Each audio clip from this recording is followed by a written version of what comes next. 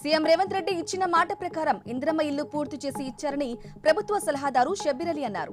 కామారెడ్డి జిల్లా చిన్నమల్లారెడ్డిలో ఇందిరమ్మ ఇళ్ల గృహప్రవేశం కార్యక్రమంలో షబ్బీర్ అలీ పాల్గొన్నారు. లబ్ధిదారులకు నిత్యావసర సరుకులు, వస్త్రాలు అందజేశారు.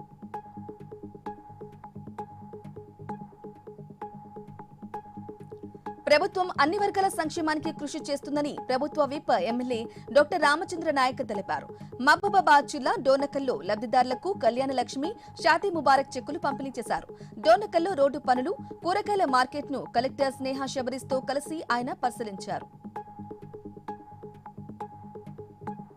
పేదల ఆరోగ్యంపై కూటమి సర్కార్ జాగ్రత్తలు తీసుకుంటుందని మంత్రి స్వామి అన్నారు. ప్రకాశం జిల్లాలో లబ్ధిదారులకు సీఎంఆర్ఎఫ్ చెక్కులు అందజేశారు. పేదల సంక్షేమమే ప్రభుత్వ లక్ష్యమని మంత్రి అన్నారు.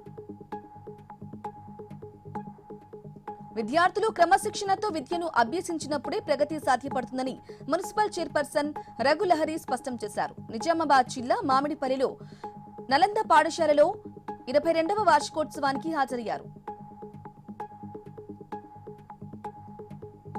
ప్రకాశం జిల్లా పొన్నలూరులో పోలీసులు కార్టన్ సెర్చ్ నిర్వహించారు. సరైన ధృవీకరణ పత్రాలు లేని 29 వాహనాలను స్వాధీనం చేసుకున్నారు.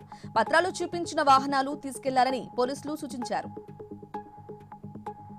బాగ్లింగంపల్లిలోని సుందరయ్య కళా నిలయంలో బండారు వైష్ణవ మెమోరియల్ ఫౌండేషన్ మహిళా దినోత్సవ వేడుకలు నిర్వహించారు. ఈ కార్యక్రమానికి ముఖ్య అతిథిగా మాజీ గవర్నర్ శ్రీ బండారు దత్తాత్రేయ హాజరయ్యారు.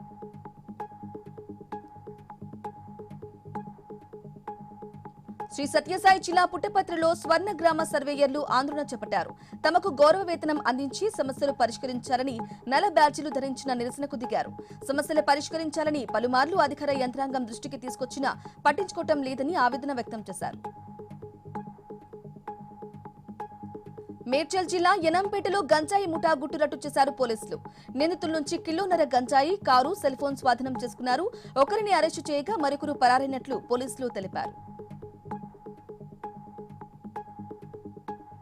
తిరుపతి జిల్లా పుత్తూరులో రోడ్డు ప్రమాదం జరిగింది.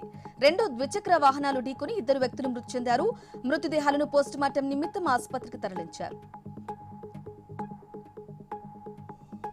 నిజామాబాద్ జిల్లా బాగిరిపల్లి జిల్లా పరిషత్ ఉన్నత పాఠశాలలో విద్యార్థులు ఆందోళనకు దిగారు. మధ్యాహ్న భోజనంలో పురుగులు రావడంతో ఆవేదన వ్యక్తం చేశారు. విద్యార్థులకు పురుగుల భోజనాన్ని పెట్టడం ఎంతవరకు సమంజసమని గ్రామస్తులు మండిపడ్డారు.